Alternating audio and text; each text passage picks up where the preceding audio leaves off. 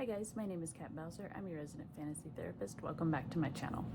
For those of you here for the first time, my name is Kat Bowser. I'm a licensed therapist. I'm also a writer working on my first book for publication, and it is in fact up for pre-order right now. My book Mirrors and Ashes. You can pre-order it in ebook on Amazon or paperback on Barnes & Noble. The links will be below, and it is a Snow White retelling with a twist, with some talk about some found families, some magic, some friends to lovers, and some self-healing. So I have some other videos where I talk a little bit more about it, and you're free to check those out if you so choose.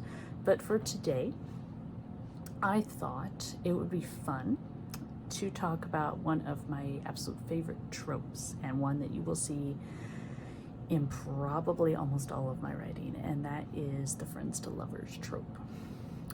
So those of you who have been on my channel a while know that I did a video a while back kind of tearing apart the enemies to lovers.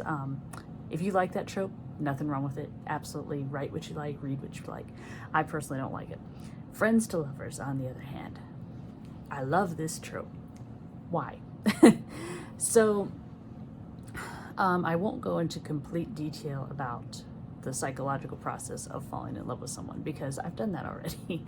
I will link that video if you guys are interested. But I wanted to talk more in a general sense, so let's just have a conversation here. So why do I like friends to lovers? Well, honestly, because having a solid relationship, like before you introduce romance, is a pretty good indicator of the relationship succeeding. And the reason that is if you already have a friendship, you have already established communication styles. You've already established, okay, here's her flaws, here's my flaws, here's his flaws, here's my flaws, or, you know, whatever the gender happens to be.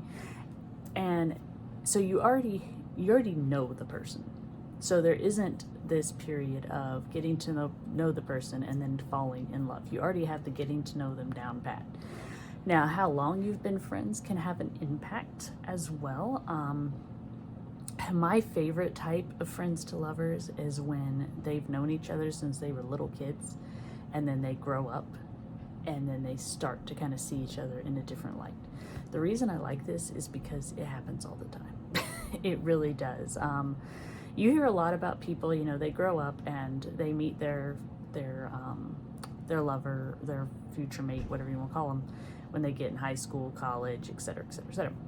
But there's also people that grow up and their relationship with their best friend now has suddenly started to change. They're starting to view them in a different light.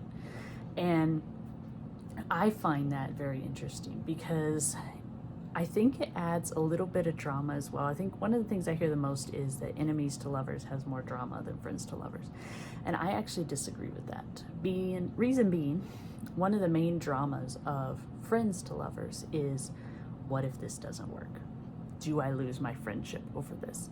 And I know that's not as intense as, you know, this person, you know, backstabbed me or whatever.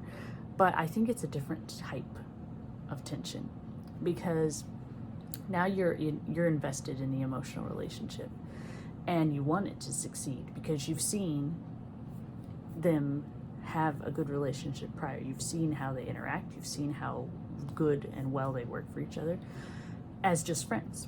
And so the concept of that potentially being lost, or maybe being so awkward that it doesn't work anymore, that adds tension.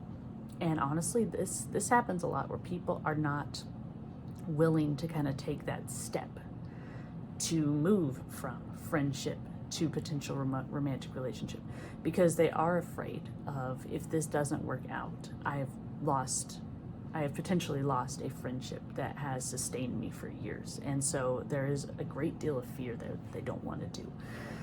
When it comes to writing, though, one of the things I like best about friends to lovers is that you don't have to spend the whole book kind of introducing the characters, getting them to know each other, etc. You can introduce them as having already met when they were younger, and all you have to do then is you just have to establish what kind of relationship they have. You get to write banter, you get to write just the way they interact with each other, whether it's casual, introduce how they interact with each other versus how they interact with other people, and automatically you have chemistry. You don't have to waste a lot of time on it. And that's not to say I dislike books where the person meets and then falls in love over the, course of days, weeks, months. I love Disney movies. I mean, those happen all the time. But I like when you've established that there's already a relationship here. And so now all we have to kind of do is follow it and see how it evolves. I personally like it when you start the person off in the relationship. So let's say I started off a story and we already know that the main couple are a couple, or they become a couple within, like, let's say the first 2 chapters. Some people would say that's too fast. I disagree, because to me, the most interesting part of a couple is when they're the couple. So if we spend a lot of time trying to get them to that point, by the time we get to that point, we don't have a lot of time to spend enjoying them as a couple. Unless, of course, we're doing a series. But that's a whole different kettle of fish. I'm talking about usually straight standalone books here. But if we start them as a couple, we get to follow them and see how they interact as a couple. We get all that, what I call the fluff, the way they spend time with each other, the cuddly time, the fights. This is something I want to bring up. Your couple absolutely can have a fight and still be a couple. Fights happen all the time. Disagreements happen all the time. Miscommunication happens all the time. The thing I like to see, especially in fiction, is when a couple has an argument or a misunderstanding and they step aside to have their own private time to kind of deal with the emotions that come from it. And then they come back together, they make up, and they're fine. That is a very healthy relationship, because you're going to have miscommunications. You're going to have times where you do not agree.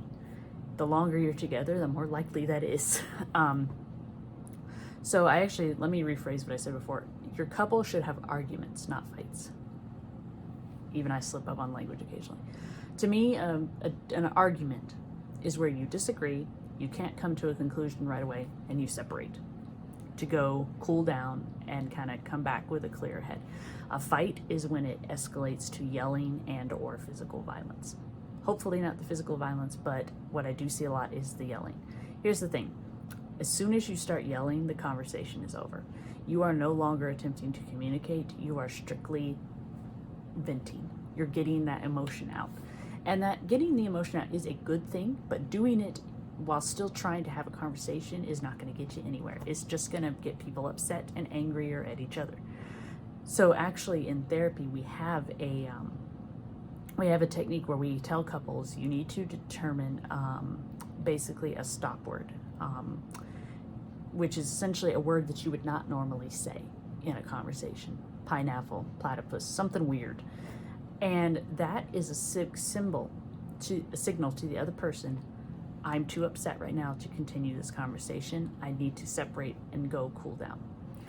And we encourage people to use that, because sometimes when you start getting upset and you want to engage, you want to be right. I mean, let's be fair here. When we have an argument, it's because we believe our viewpoint is right, and we want to convince the other person that it is right.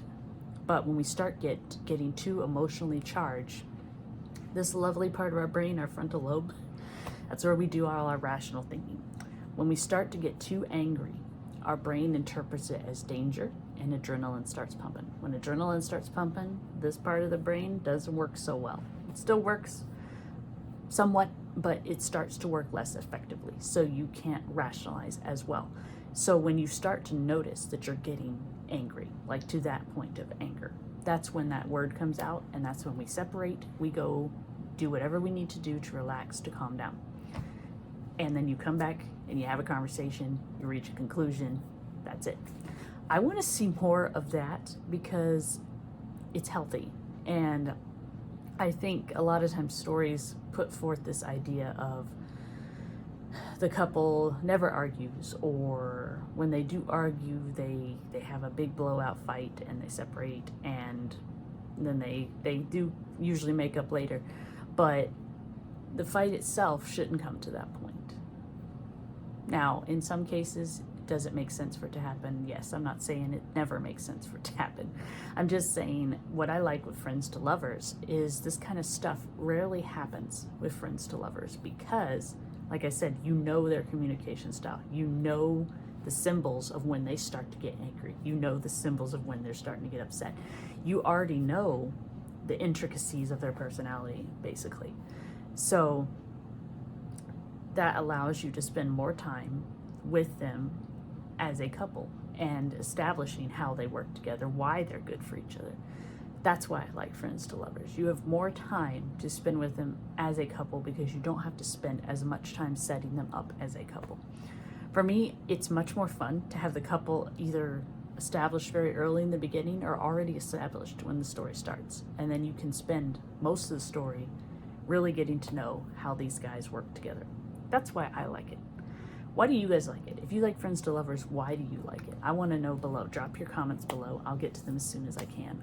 As always, if you guys have suggestions, let me know and I will get to them as soon as I can. Like I said, you can buy my book for pre-order right now if you are so interested. It absolutely has friends to lovers in it, and I actually address a couple of things I talked about here. So feel free to check that out if you so desire. The book comes out April 27th.